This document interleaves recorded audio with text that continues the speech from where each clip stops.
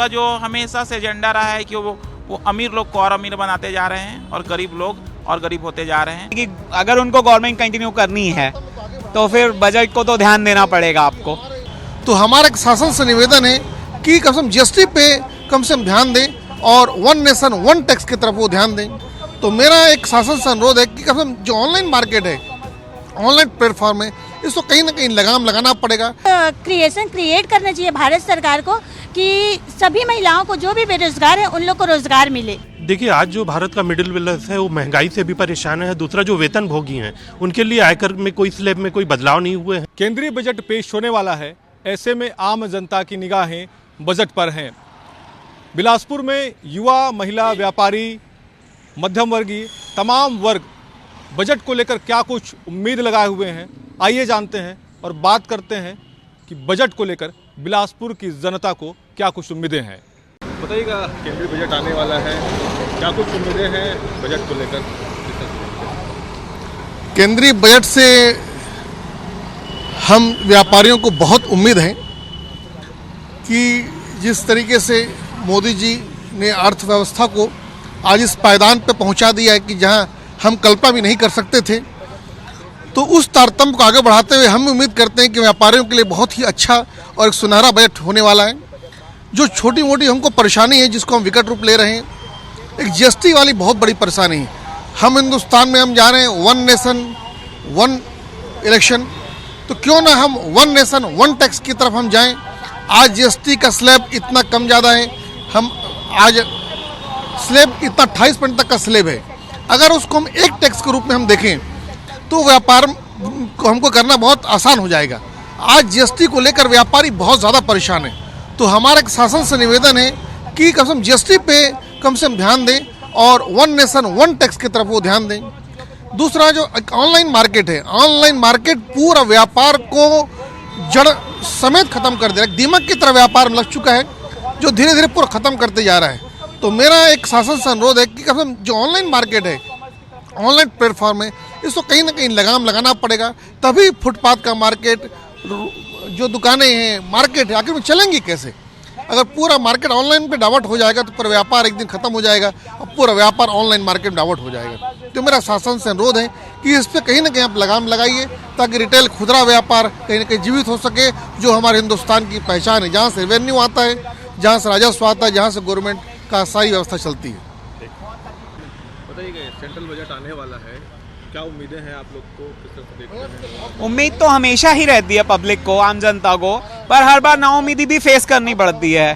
तो इस बार ऐसा कुछ मत हो कि उनको नाउम्मीदी फेस करनी पड़े और उम्मीद से बेहतर ही हो, क्योंकि जनता ने दिखा दिया गवर्नमेंट को कि अगर उनका कहीं ना कहीं परेशानी होती है तो पिछले चुनाव में कि अगर उनको गवर्नमेंट कंटिन्यू करनी है तो फिर बजट को तो ध्यान देना पड़ेगा आपको। एक रेलवे सेक्टर, बिजनेस सेक्टर, आपका आम आदमी का जो बजट है, जो टैक्स रिजीम है, उसको भी उनको बढ़ाना चाहिए ताकि लोड थोड़ा कम हो, क्योंकि बहुत ज़्यादा कर्ज तले दबते जा रहे हैं लोग।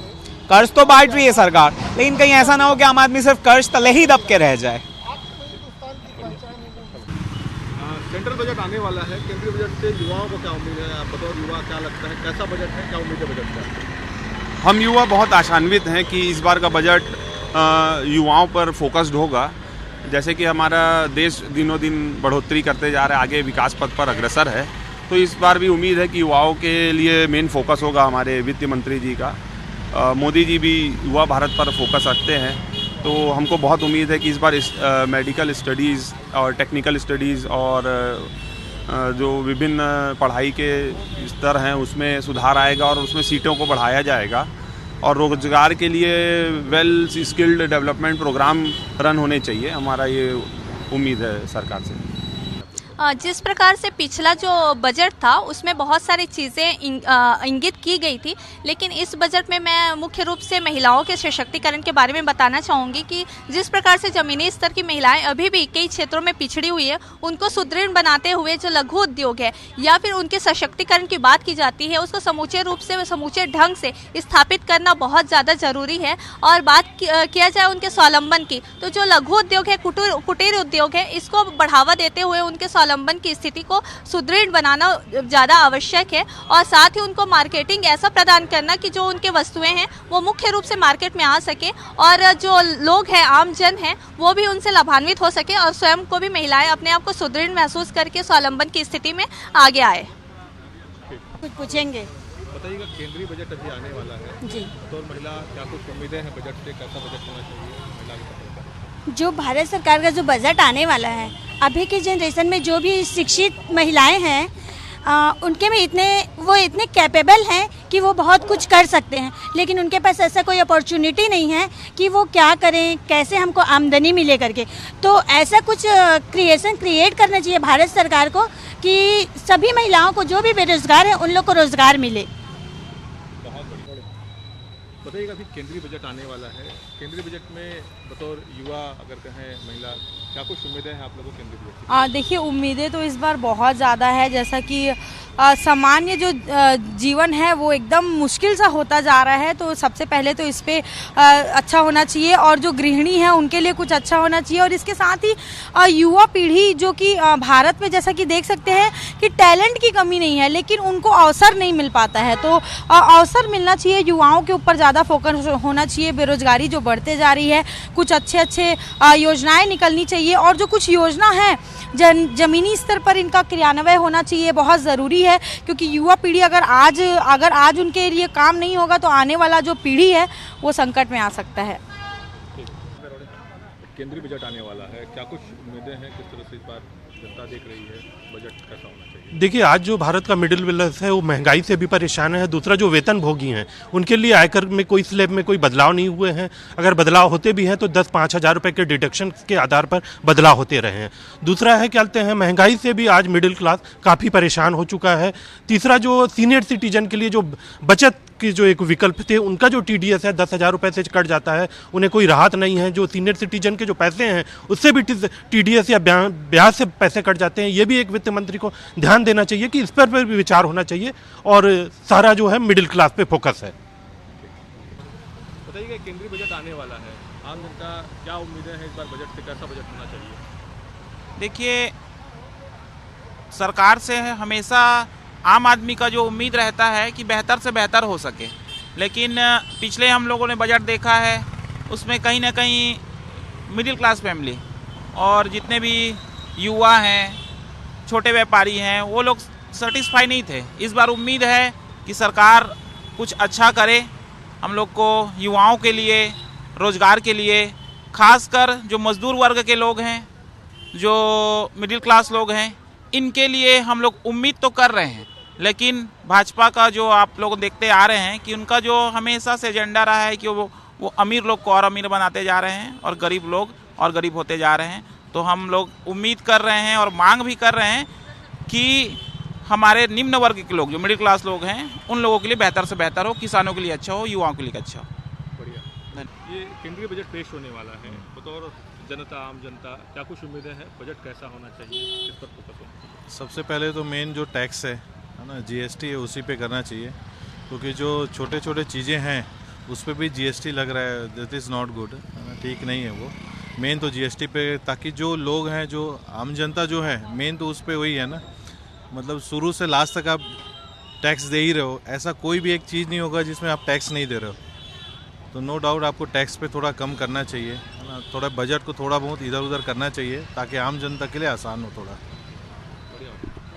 बताइएगा, केंद्रीय बजट आने वाला है, क्या उम्मीदें हैं आप लोग को, कैसा बजट होना चाहिए, किस पर फोकस होना चाहिए? क्या है, जिस हिसाब से महंगाई वगैरह बढ़ा है ना, उस हिसाब से हम चाहते हैं कि हम लोग सरकारी एम्प्लॉई है, तो हम लोग के लिए जो इनकम टैक्स का बजट में रिलैक्सेशन मिलना चाहिए, स्लैब में छूट मिलना चाहिए, स्टैंडर्ड डिडक्शन बढ़ाना चाहिए, और जो टैक्स का जो स्लैब है उसमें भी हम लोग को रियायत मिलना चाहिए। ये हम लोग उम्मीद रखते हैं। Thank you. हाँ, केंद्रीय बजट आने वाला है। हाँ, क्या उम्मीदें हैं बजट पे, किस पर फोकस होना चाहिए बजट पे? ये है कि जो नौकरी पेशा वाले हैं उनके लिए छूट का लिमिट को बढ़ाया जाना चाहिए, और जो छोटे छोटे कर्मचारी हैं उन लोग जैसे PPF और NSC वगैरह लेते हैं, तो उसमें क्या है कि उसमें भी जो पहले था ना, NSC के ब्याज में पूरा छूट मिलता था, तो उसमें भी परिवर्तन समय के अनुसार करना चाहिए, नहीं तो जो स्मॉल वाले, जो सेविंग वाले थे ना, उनके लिए दिक्कत हो रहा है। उसी प्रकार से जैसे किसान विकास योजना है, तो किसान विकास योजना बहुत अच्छा लगता है सबको, पर जब वो भूनता है ना तो पूरे में टैक्सेबल है, तो उसमें भी कुछ विचार किया जाना चाहिए कि जैसा भी हो, मतलब केंद्रीय मंत्रिमंडल और या जो अभी वो आप लोग सुझाव दे रहे हैं तो पूरे में तो वो नहीं होना चाहिए, टैक्स लगना चाहिए। और व्यापारी लोग हैं तो व्यापारी लोग के लिए भी कुछ राहत का ऐसा घोषणा होना चाहिए जिससे उन लोग अपना आजीविका चला सकें। बताइएगा, केंद्रीय बजट आने वाला है, हाँ। क्या उम्मीदें हैं आप लोगों को, कैसा बजट हो, किस पर फोकस होना चाहिए? सीनियर सिटीजन दिया है बजट बहुत अच्छा बनेगा। और एक चीज़ बता रहा हूँ, जो फ्री में रेवड़ी बांट रहे हैं वो 60 साल के आयु से सीनियर सिटीजन को देना चालू करे। महंगाई चिल्लाना किसी को नहीं पड़ेगा। हाँ, सरकारी हॉस्पिटल को फ्री कर दे एकदम, जो कार्ड वाले हैं गरीब उनको निःशुल्क इलाज करे। और बाकी हर आदमी को जो रेवड़ी बांट रहे हैं तो जनता महंगाई चिल्ला रहा है, तो महंगाई होगा भाई। हम इनकम टैक्स वाले, हमें तो कोई फ़ायदा नहीं दिया है, हमको कोई फ़ायदा नहीं दिया है, और हम कमा रहे हैं और टैक्स भर रहे हैं, ऊपर से हम उसकी महंगाई की मार झेल रहे हैं। तो वही है कि वो मुफ्त अगर रेवड़ी बांटना चालू कर दे, बंद कर दे, और उसके बाद सब ठीक हो जाएगा। गरीबों को और असहाय व्यक्तियों को सहायता करना कोई बुरी बात नहीं है, परंतु 30 साल 35 साल के लड़कों को आप मुफ्त रेवड़ी देंगे तो कमाएगा कौन? बस इतना ही मेरे को कहना है। और बजट बहुत अच्छा बनेगा, ये सब सरकार तक पहुंचा दीजिए। बजट में मिडिल क्लास के लिए कभी कुछ नहीं होता। गरीब जो गरीब रहता है, ठीक है, और बड़ों का सब ये लोन वोन माफ़ कर देते, करोड़ों अरबों रुपये माफ़ कर दिया है, तो मिडिल क्लास को कुछ नहीं होता है। तो हम चाहते हैं कि मिडिल क्लास में ये जो महंगाई ज़्यादा है उसको कम किया जाए। मिडिल क्लास को फोकस करके बजट। हाँ, middle class, main middle class. TV में न्यूज़ में भी आ रहा है मिडिल क्लास को मिलता है। देखो आप, दिल्ली में महिलाओं को बस फ्री, ठीक है, बिजली फ्री, किराएदार को किराया माफ़ नहीं हो रहा है। तो मिडिल क्लास जो सफ़र करता है, तो हम चाहते हैं कि मेरी कौन सा चैनल है? IBC 24। अच्छा, IBC तो यूट्यूब पे आता है? सब पे है। अच्छा, जी, थैंक यू। अभी जो बजट सरकार के द्वारा प्रस्तुत की जाती है, हम अधिकांश समय देखते हैं कि जो बजट होती है या तो बहुत निम्न वर्ग के लिए होती है या बहुत उच्च वर्ग के लिए होती है। हमेशा बजट में मध्यम वर्ग के लिए जो योजनाएं होती है वो कम होती है, पर हम उम्मीद करते हैं कि भारत में अधिकांश लोग मध्यम वर्गीय से है, तो इस बार जो आने वाली है जो हर व्यक्ति के हित में हो, जो हमारे दैनिक जीवन जुड़े हो, उन सारी चीज़ों को समाहित किया जाए। और मैं सरकार से गुजारिश करना चाहूँगा, निवेदन करना चाहूँगा कि एक मध्यम वर्गीय निचले तहत के तह पर ये करके जिसका लाभ हर व्यक्ति को मिल सके, ऐसा हम उम्मीद करते हैं। विश्वास नहीं, आशा के साथ ये बात कहेंगे, आने वाला बजट हमारे अनुरूप होगा। बहुत बहुत धन्यवाद। केंद्रीय बजट जो आम आदमी को ध्यान में रख के बनाना चाहिए। जो आम आदमी जो महंगाई भी झेल रहा है वो उसके लिए बहुत ज़्यादा है, वो है ना।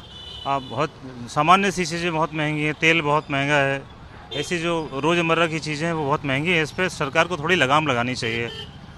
और जहाँ तक टैक्स वाला है तो टैक्स का जो स्केल है उसको थोड़ा बढ़ाना चाहिए, है ना। और आम आदमी की कमाई के लिए एक रास्ता खुलना चाहिए जिससे लोग जो है वो अपना जीवन आसानी से गुजार सकें, है ना। इतना मैं थैंक यू। आपने बिलासपुर के अलग अलग वर्गों को सुना कि बजट को लेकर उनकी क्या कुछ उम्मीदें हैं। तमाम वर्गों का यही मानना है कि बजट ऐसा हो जिसमें सभी वर्गों का समायोजन हो और उनको राहत मिले। कैमरामैन सतीश मिश्रा के साथ जितेंद्र थवाइत, IBC 24 बिलासपुर।